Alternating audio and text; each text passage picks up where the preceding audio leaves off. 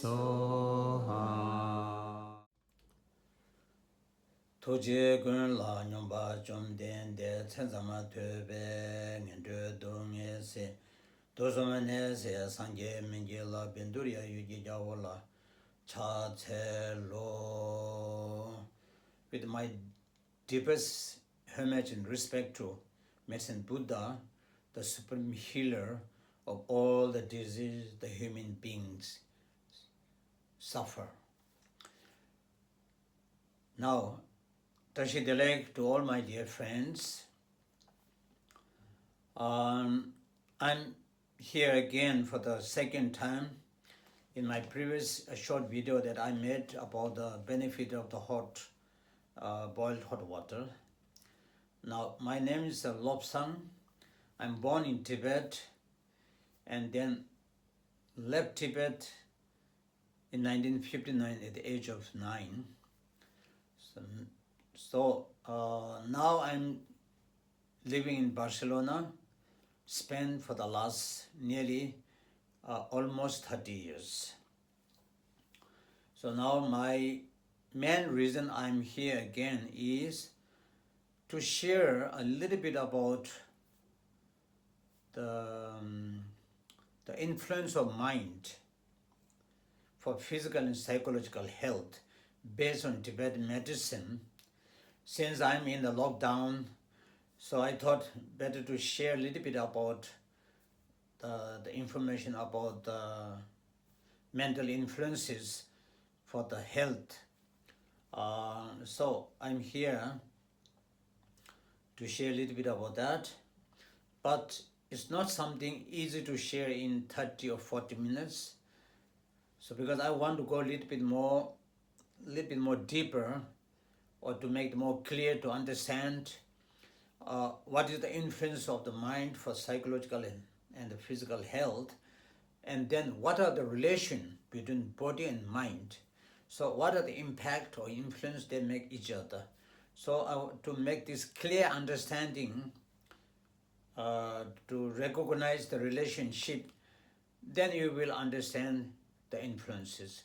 So for that, in my sharing my views will be 2 or 3 sessions or even maybe 4 sessions, in which it will include, now like today, you'll get some basic information about the Tibetan medicine, basic concept and the structure. And then later I will explain about the relation between body and the mind, and then the causes of the disease and what are the ways to help. So I try to do this in 3 or 4 sessions, and those who are interested, you can view these in few sessions. So I do this voluntarily, but I don't know whether people will like it or not. This I have no idea, but I try to do it with my pure motivation. So okay, so now in Tibet there are 10 principal cultures very popularly practiced in Tibet, and among the 10, the most important culture which was very popularly influenced in Tibet is the Buddhist culture. And in the Buddhist culture, also there are different levels and different chapters and divisions which will explain a different subject. So now I cannot go detail because that's not something it's related with my knowledge capacity. So anyhow, basically what I hear from the His Holiness Dalai Lama's frequent explanation that Buddhism can be classified into 3 categories. So he called it, one is called Sowa Rigpa, meaning it is psychology. So it's a Buddhist psychology which explains very profoundly, very deeply to understand the nature of mind and how the mind can make from minor problem to the major problems, and how the mind can even achieve the absolute happiness. So these are the subjects which are included in the Buddhist psychology. And then the second one is called the Buddhist philosophy of life. So Buddhist philosophy of life explains very importantly again, very useful and very beneficial for the human life in general. How to deal with our daily life problem and how to make our life more meaningful and more successful. And then you have a Buddhist religion. So Buddhist religion is particularly for the Buddhist people. So his one says the Buddhist religion is Buddhist business. So that means people who really want to practice seriously Buddhism is for them. Now the Buddhist philosophy of life and the Buddhist psychology, and even there are more, which are more for the human society, nothing to do with a particular religion or believer or non-believer or particular caste or no. This is a universally beneficial. So these two, philosophy of life and the Buddhist psychology, these two is useful for whole entire human society.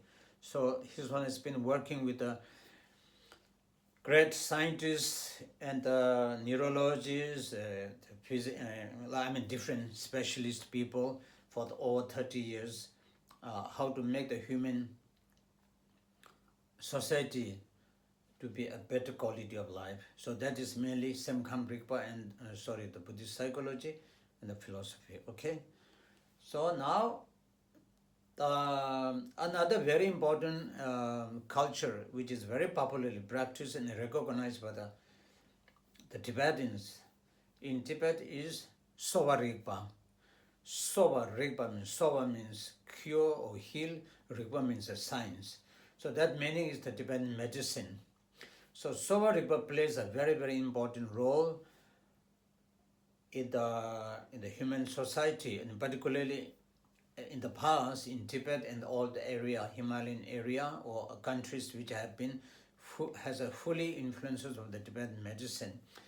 So this particular medicine, Sowa Rigpa, is a unique Tibetan medical culture which goes back to the history more than 2,500 years, but it became very popularly, very actively practiced in Tibet since the more or less 8th century. Of course, there's another medical culture already exists in Tibet, pre-Buddhist culture, pre-Buddhist medical culture, which is called Bon tradition. So a Bon medical system is already exists in Tibet. So anyhow, Tibetan medicine is a very popularly practiced in Tibet, and millions of people have benefited to eliminate their suffering or to overcome their problems mentally and physically. And Tibetan medicine is not only practiced in Tibet, but it's also very popularly influenced in many neighboring countries. For example, in all the Himalayan regions which are connected to India, like Sikkim, Bhutan, Ladakh, Spiti, Kasha, all these regions, in the past, they are all traditional medical system is Sowa Rigpa. And then in all the Himalayan regions which are connected to the Tibet border, like Mustang and Manang and all those regions also, the Tibetan medicine is very popularly practiced in the past. And then in Mongolia also, for many centuries, the Tibetan medicine is very popularly practiced as a traditional official medicine in the Mongolia in the past. So even now, all these regions are having many amchis, means amchis in Tibetan language, amchi means medical physicians or doctors who still practice in these countries the Tibetan medicine very popularly. Now, Tibetan medicine gradually started known into the West not very recently now, quite recently means 2-3 decades. It started knowing by the our Western friends or brothers and sisters in the West. So Tibetan medicine is not something newly invented. It has a long history, and all the great ancestors of Tibetan medicine, our great masters in the past, who have dedicated their whole lifetime in studying, making investigation, research, experiment, experiencing, and then they brought this knowledge into practice and brought this knowledge till to our time. So I deeply appreciate all those great masters, our ancestors, who have made this precious knowledge available in the world to help the human health problems. So Tibetan medicine now, even it has an influence in the past also because of the border linked with China and Tibet. There are many areas with the Tibetan medicines are quite well known even in China. But particularly now, even in China or even in Tibet, after the Cultural Revolution, when they destroyed all the Tibetan culture, but Tibetan medical culture, they really reopened all the centers, the medical centers, institutions, and they have made a big propagation of Tibetan medicine even in Tibet. So it's very popularly practiced in Tibet, very well preserved in culture in Tibet. Only the culture that are very popularly recognized by the Chinese. And even in China, the Tibetan medicine became very popular. So this is a very short information about the Tibetan medical, the influences in. Now in India, when the Tibetans came to India in 1959 with His Holiness Dalai Lama, so His Holiness Dalai Lama very importantly predicted the importance of the Tibetan medical preservation. So he introduced different Tibetan cultural centers like Buddhist schools, monasteries, and then in 1961 he very importantly opened the medical center or medical institutions in Dharamsala, where many young Tibetans have been studying.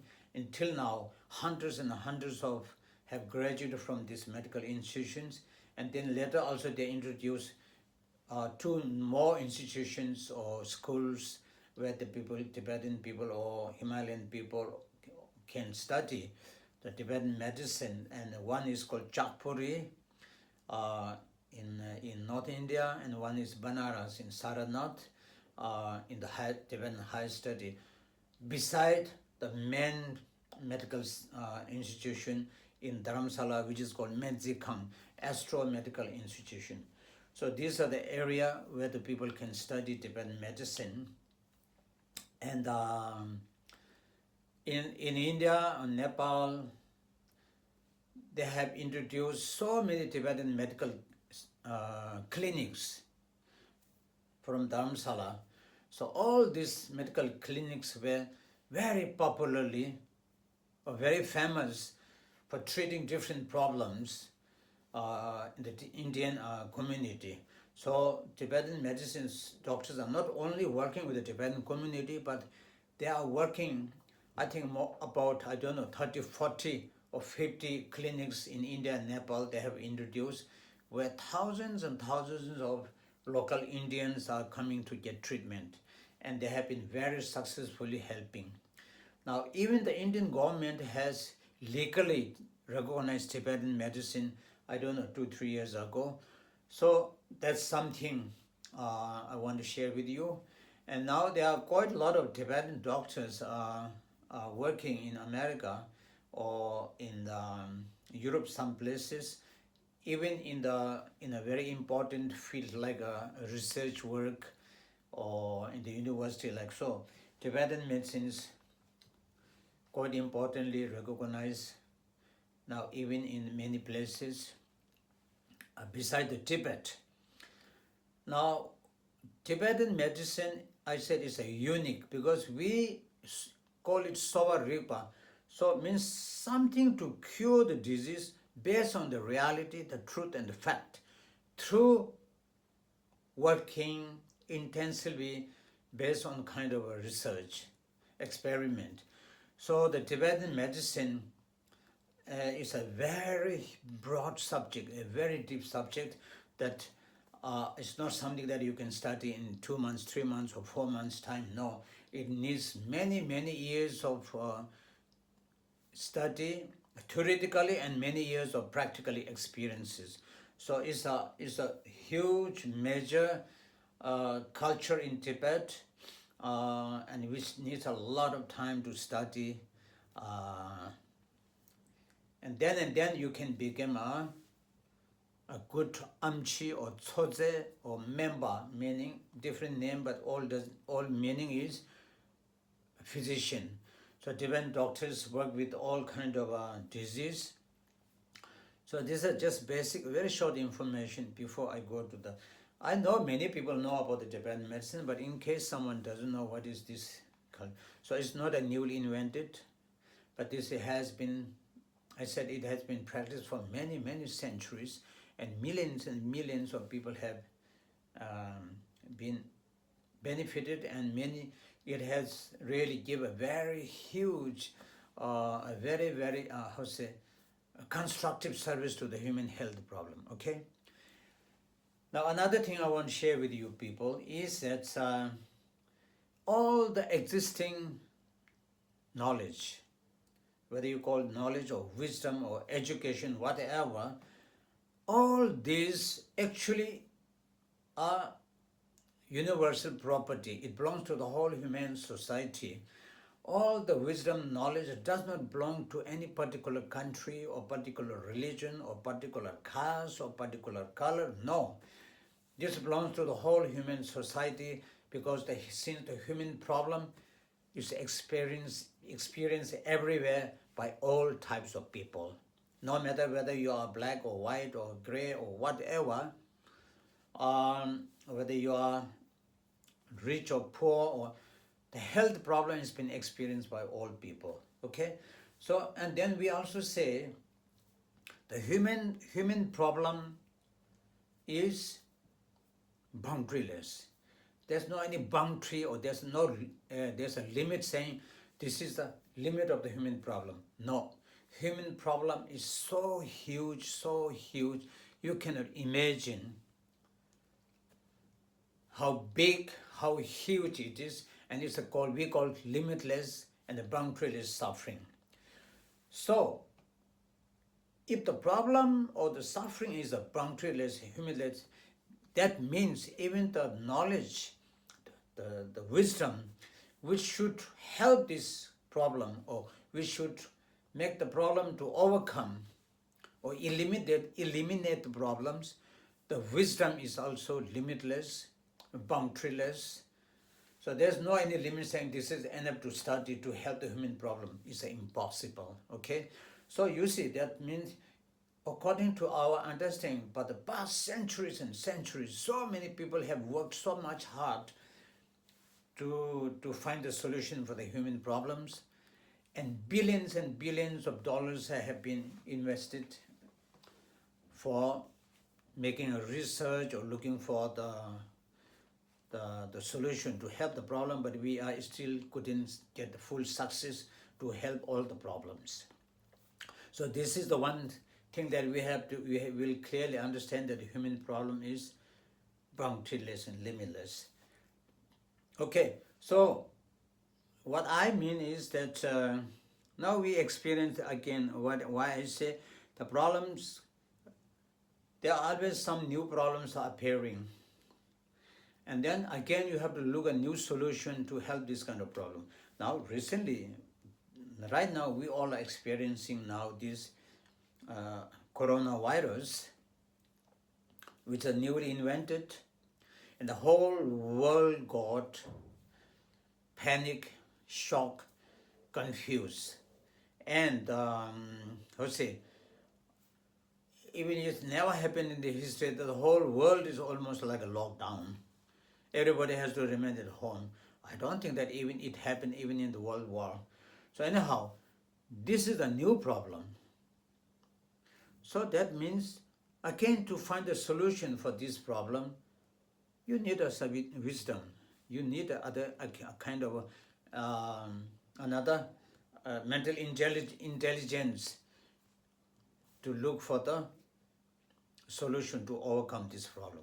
So that meaning is problem has no limit and wisdom has no limit. So more problems are appearing, more you need to learn something to help the problem. Okay? So now what I really mean to say, why I want to talk this about that the human problem has no limit, meaning is health, particularly in the physical health. You can imagine in this 4, 5 or 6 feet body, there are so many different diseases that we experience. So now, in order to understand the universal property, which we say universal property, so meaning all the knowledge belongs to whole humanity. So we have to be a little bit more open-minded to look wherever you can get something benefit, you have to take it. And for that, you have to be open-minded. Of course, there exist so many medical systems. Scientific medicine, homeopathic medicine, Ayurvedic medicine, Chinese medicine, Tibetan medicine, Iranian medicine. I mean, there are so many medical systems, but even then we fail to help to cure all the disease that people are suffering. So that is another proof saying that the human problem is boundaryless and our wisdom is also so broad and so deep, there's no any end to say this is end to study and it's end up. Okay, so what I really want to say is that every medical culture that exists in the world can make some constructive or positive contribution in the global field of the health.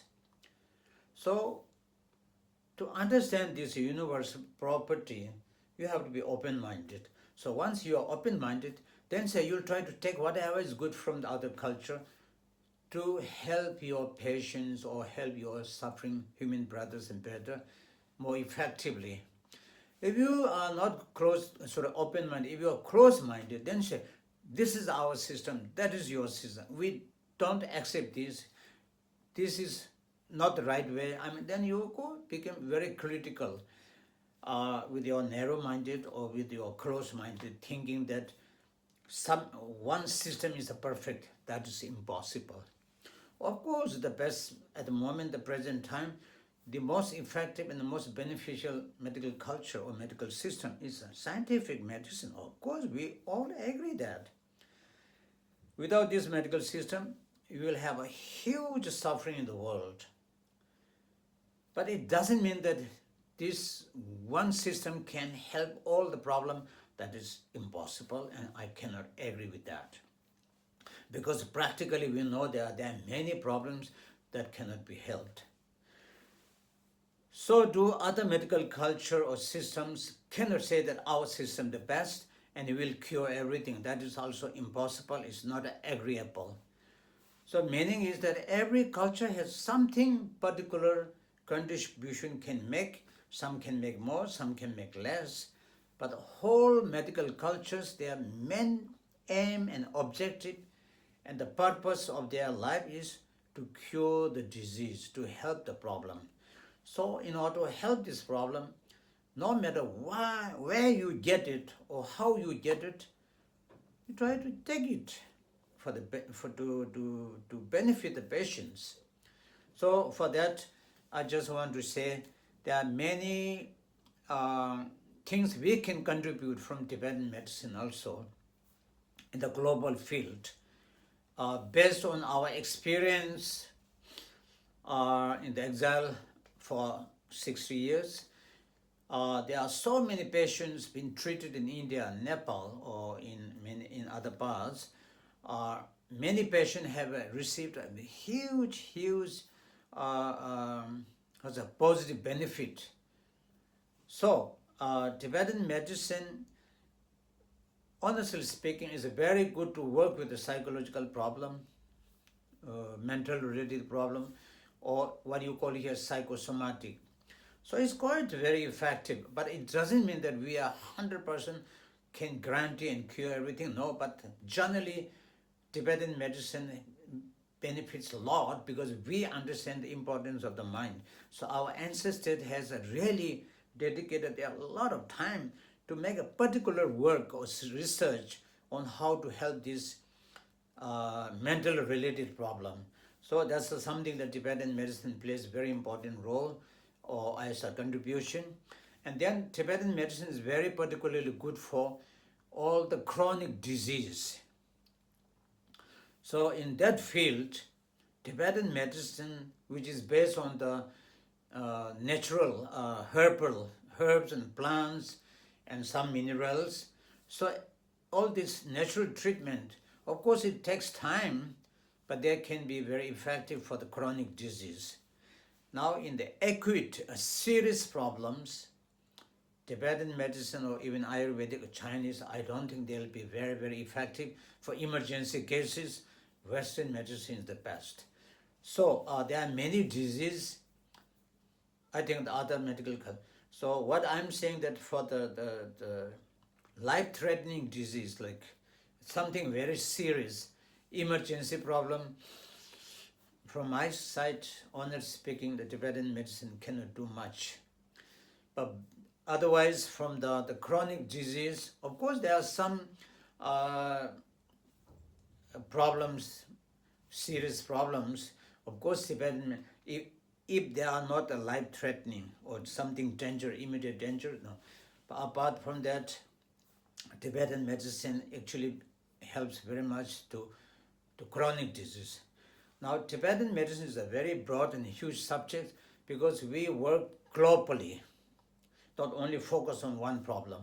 So we take care of the whole system, understanding the nature of the mind, the body relationship, the energies and the base, and particularly what we called, very importantly, we talk about the preventive systems, number one. Now, preventive system based on the psychology, on the alimentation, the food, the daily life behavior, discipline, climatic influences, all these different types. And then also Tibetan medicine explains very profoundly, very importantly, the importance of the alimentation for major support to cure the disease more fast, more rapidly, and not to get the disease worse. So like that, the alimentation, the behavioral patterns, like a lifestyle, which are very, very importantly considered in Tibetan medicine field to work together with your treatment or therapy, whatever you're doing. Otherwise, if you don't give clear instructions, advice about the food, the behavior, the climatic influences, there are quite a number of other things, then even if the therapy could be a quite interesting one, you mean the treatment, but if they eat wrong, if they do wrong, the treatment doesn't work. So in order to have a very supportive and successful achievement of the therapy, we must give the global advice beside the treatment. Whether you treat with the tablets or treat with a different method, whatever you use. And then plus also Tibetan medicine also advise a lot of external therapy which plays a very important role, particularly if the disease is chronic or in the psychological related, for example, like massage, which looks a simple word to massage. But if you know the proper way of doing the massage for particular disease, massage gives a lot of big support for the mainstream of treatment. So these are a few things that I thought to share with the friends to know a little bit about the Tibetan medicine, how it's been, how we work with the Tibetan medicine. So Tibetan medicine works based on the holistic way, a little bit on the holistic way, also on the scientific, as I said, we look what are the reality. We cannot say this is our faith, we believe in that. No, something has to be a truth in the reality. So based on that, the treatments are more natural and it's also a holistic way related with the psychology. So Tibetan Buddhism has a strong connection with the Tibetan medicine because the origin is the same. So Tibetan medicine follow quite very strongly the influence of the psychology based on the Buddhist psychology. Okay, so these are the few things that I thought to share with you before I go to the main subject about the influence of the mind for physical and the psychological health that I talked before, and that will be in my next chapter that I'm going to speak, and hope people who are interested, they can follow, listen to. And my main interest is to tell the people, if you say such and such is good, we also must explain them profoundly how it is working to the body or mind. Just you cannot say, oh, it's like that, it's good for that. Now, for example, nowadays we do a lot of meditation. People say meditation is very good. People say calm down mind, of course, is very important. People say don't get angry, which is very bad. Of course, all this theoretically we know that, but we must feel that practically in our daily life, how it really influences you. So I want to share a little bit about that basic to recognize it, to understand exactly how the mind can play the role both for the psychology and physically. So I give example, like, a simple example. I don't know whether it makes sense or not. When we say, don't touch the fire and the fire will burn you, then theoretically everybody knows that the fire will burn. But the reality is that until you don't touch the fire by your own finger, how can you say the fire will burn, or how you will feel it, or how you will understand? So that's a theoretical, say, what's a fire will burn? But it's not the right way to say like that. You have to really feel it, and you have to recognize, and you have to realize, and then you keep strongly in your intellectual mind saying, yes, this is really destroys you. So that can be achieved by or conceived by the thoughts or your intellectual understanding only by touching the fire by your own finger. So once you touch, once your finger get burned, then you recognize, oh, fire burns you. So that means even the children, whoever has this experience of practically touching the fire and feel the burning and the painful sensation, that is the way that mind understands clearly the fire will burn you, and from that very moment, you will never touch the fire again. That you clearly understand that that will give you a suffering or pain. So do the same in everything. What we talk shouldn't be only theoretical. It should be practically to understand that, and to be recognized by the mind, and to feel it and to understand it deeply, so that you don't repeat the mistake again. So for that, you have to have the clear understanding of how the mind will influence to the physical energy, and the physical energy, how it will influence to the mind, and what are the connection, what are the link between these two, body and mind. And once you really understand that, then you will recognize, similar to the fire will burn the finger, and then you will understand the anger will destroy you. Otherwise, you say anger is very bad, but people get angry, So that means we have not recognized perfectly that anger destroys you. If you really understood that, you will not get angry, because you clearly understand that you will not touch the fire again, because it will burn your finger. So for this kind of concept I want to share with my friends, to make a little bit more clear understanding how our mind plays the game, constructively or destructively. So hopefully the people will learn something or understand something through this short talk. So until our next the session about the importance of the human life, and what are the basic structure of the body and mind based on Tibetan medicine, and the energy and all those things. And then we will talk about the relation between mind and body. Once you recognize, then you will say, yes, meditation is good, because it helps this and that, and it makes this calm, it makes this better. Otherwise, just say meditation is good, during the stress tension part, you can just close your eyes, and it might benefit you temporarily during the closed eyes moment. But once you go out of the meditation, again you're suffering. That means the absolute benefit is not there. It's just a short-term benefit. So closing eyes is not really something that will change your mind. The main thing is to calm down your mind. You have to recognize what are the consequences of this stupid mind. What we call monkey mind. Very popularly now the Buddhist teachers, they say monkey mind. So to make this mind more aware, more conscious, to recognize the fundamental cause of the problem, and once you recognize that, once you have awareness, consciousness, mindfulness, and then you have the first step will be prevention or preventive care, to not to repeat the mistake or not to put your finger again to the fire.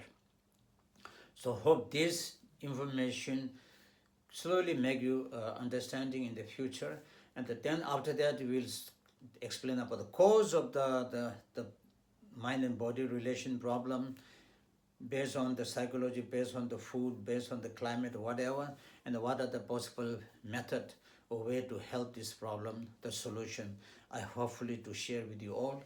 Until then, please stay safe, take care of yourself, and till the situation is not coming back to the normal, please follow very carefully the instructions given by all the health connected people, or even the government, whoever gives you the advice. Follow strictly, and don't be impatient. The impatience always makes you problem. Be patient is called success. So be patient to remain at home, enjoy your time with your family. This is the opportunity to be with your family, with your children, whatever. And then you have free time. Don't stay just thinking about when I can go out, when it will happen, what will happen. Just going on this mental attitude will give you a lot of stress, and every moment will be very stressful. So say, thank God that I have now time to rest, and I will take a good rest and prepare myself to be healthy once the problem is over, and I will go back to my work with good health. And after you say yes, now this is the opportunity to enjoy the time with the family, which I never had before, always hectic, moving around. So there are many ways to think positively. To remain inside is not stressful.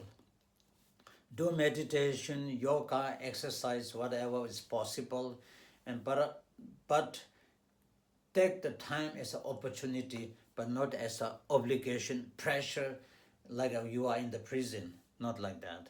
You are not in prison, you are at your home with your family. And then also think about so many people around the world who have a very, very difficult situation. Then you say, I cannot complain too much because I'm much having better condition than the others. So these are a way to think yourself and teach yourself, and then try to make the time more useful, beneficial. Anyhow, you are happy or not happy, but you have to stay. Then better to stay with more using the positive thoughts and enjoy the time with your family, learning, studying, whatever is possible. So with this, I pray to all the mighty, we say Buddhas or God and whatever, we have your faith. We all pray together to overcome the crisis of the virus problem from the world very fast, and we come back to our normal life and enjoy the precious human life. Till then, take care, stay safe. Wish you all a good health and happiness. Tashi Delek.